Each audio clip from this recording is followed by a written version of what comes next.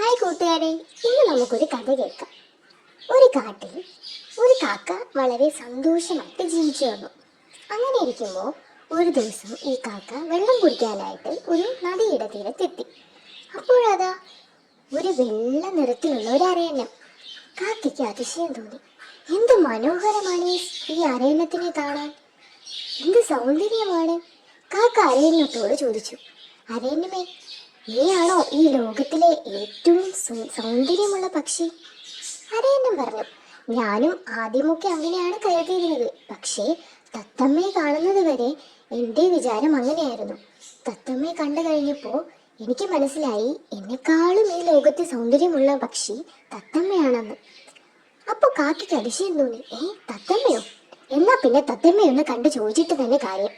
അങ്ങനെ കാക്ക തത്തമ്മയെ തേടി യാത്രയായി. തത്തമ്മയെ കണ്ടപ്പോൾ കാക്ക തത്തമ്മയോട് ചോദിച്ചു, തത്തമ്മേ, ഈ ലോകത്തിലെ ഏറ്റവും സൗന്ദര്യമുള്ള പക്ഷി നീയാണോ? തത്തമ്മ പറഞ്ഞു, അതെ. മയിലിനെ കാണുന്നവരയ്ക്കും ഞാനും അങ്ങനെ തന്നെയാ കരുതിയത്. പക്ഷേ മയിലിനെ കണ്ടപ്പോൾ എനിക്ക് ആ തീരുമാനത്തിൽ മാറ്റമുണ്ടായി. കാരണം എന്നെക്കാളും ഏറ്റവും സൗന്ദര്യമുള്ള പക്ഷി മയിലാണ്. മയിലിന് ഒരുപാട് നിറങ്ങളുണ്ട്. അതിനെ കാണാൻ എന്തു ഭംഗിയാണ്, അതിൻ്റെ പീലികൾ കാണാൻ എന്തു ഭംഗിയാണ് എന്ന് തത്തമ്മ പറഞ്ഞു. അപ്പോൾ കാക്കയ്ക്ക് തോന്നി, എന്തായാലും മയിലിനെ ഒന്ന് കണ്ടിട്ട് തന്നെ കാര്യം. തത്തമ്മയോട് ബായ് പറഞ്ഞ് മയിലിനെ തേടി കാക്ക യാത്രയായി. അങ്ങനെ കുറേ ദൂരം പറന്നു ചെന്നിട്ടും മയിലിനെ കാണാൻ കഴിഞ്ഞില്ല. അപ്പോഴതാ കുറെ ആളുകൾ കൂടി നിൽക്കുന്നു. നോക്കിയപ്പോൾ മയിൽ അവിടെ നിൽക്കുന്നുണ്ട്. അങ്ങനെ മയിലിനെ കാണാനായിട്ട് കാക്ക താഴത്തോട്ടിറങ്ങി. അങ്ങനെ നോക്കിയപ്പോൾ മയിലിന്റെ കൂട് നിറച്ചും ആൾക്കാർ നിൽക്കുന്നത് കണ്ടു. മയിലിനെ കാണാൻ എത്ര ആൾക്കാരാ, എവിടെ നിന്നൊക്കെയാ വരുന്നേ? ഹോ, ഈ മയിൽ ഇത്രയും സൗന്ദര്യമാണോ? മയിലിന് സൗന്ദര്യമുള്ളതുകൊണ്ടല്ലേ മയിലിനെ കാണാൻ ഇത്രയും ആൾക്കാർ നിൽക്കുന്നേ എന്ന് കാക്കയ്ക്ക് തോന്നി. അങ്ങനെ കുറച്ചു നേരത്തെ തിരക്കിന് ശേഷം ആൾക്കാരൊക്കെ പോയപ്പോൾ കാക്ക മയിലിനടുത്തോട്ട് ചെന്നു. മയിലേ, ഈ ലോകത്തിലെ ഏറ്റവും സൗന്ദര്യമുള്ള പക്ഷി നീയാണല്ലേ? അപ്പോൾ മയിൽ പറഞ്ഞു, അതെ, ഞാൻ തന്നെയാണ്. കണ്ടില്ലേ, എനിക്ക് ഇത്രയും സൗന്ദര്യമുള്ളത് കൊണ്ടാണ് എനിക്കൊരു സ്വാതന്ത്ര്യം പോലുമില്ല. ഞാനൊരു കൂട്ടിലടയ്ക്കപ്പെട്ടു. എന്നെ കാണാൻ എത്ര ആൾക്കാരാ വരുന്നേ? എത്ര ആൾക്കാർ വന്നിട്ടെന്താ, എനിക്കൊരു സന്തോഷവുമില്ല. ഞാനൊരു കൂട്ടിലടച്ചു പോയില്ലേ, എനിക്ക് സ്വാതന്ത്ര്യവുമില്ല. നീ എന്തൊരു ഭാഗ്യവാനാണ് എന്ന് കാക്കയോട് ചോദിച്ചു. നിനക്ക് എത്രത്തോളം പറന്നു നടക്കാം, ഈ ലോകത്ത് എങ്ങ് വേണമെങ്കിലും നിനക്ക് പോവാം. അത്രത്തോളം സ്വാതന്ത്ര്യം നിനക്കുണ്ടല്ലോ. സൗന്ദര്യമുണ്ടായിട്ട് എന്താ കാര്യം, സ്വാതന്ത്ര്യമില്ലാതെ കൂട്ടിലടയ്ക്കപ്പെട്ടു പോയില്ലേ ഞാൻ എന്ന് പറയുന്ന മയിലിന്റെ ശബ്ദം കേട്ട് കാക്കയ്ക്ക് വിഷമം തോന്നി, കൂടെ സന്തോഷവും തോന്നി. കാരണം മയിലിനെ പോലെ താൻ കൂട്ടിലടയ്ക്കപ്പെട്ടില്ലല്ലോ.